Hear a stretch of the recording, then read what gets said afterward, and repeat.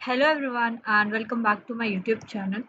So I'm starting a series where I will be talking about few useful tools that you can use in your bug bounty hunting or penetration testing.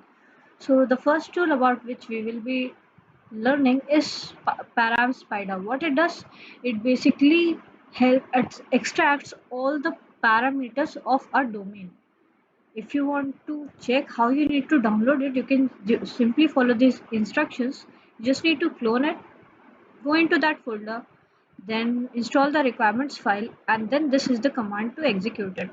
Make sure that you're giving domain without http, https or www, just the domain name you're providing here, right?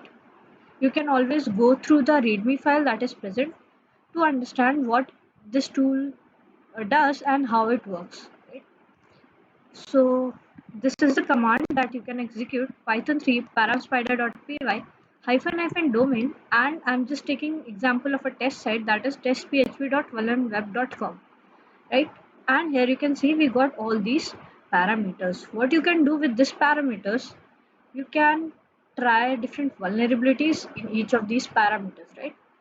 So here you can see the output is saved in this particular folder in output, and with this, like, this is our file name. So how you can use this, suppose you want to search for some specific parameter which is present there or not in that URL, if that is present or not. So you can simply use the grep grep command to find that out. So suppose in this particular parameters, I want to search whether there is some kind of URL that has URL parameter present in it. So you can simply put this and press enter. And here you can see, since we do not have that, so we aren't getting any. What if I change that to file equal to, and here you can see we got this particular parameter, right? This particular URL with file parameter which is highlighted. So now in this particular parameter you can try different vulnerabilities. You can try your like open redirection, your SSRF, anything, like, right? So this is how you can utilize this tool.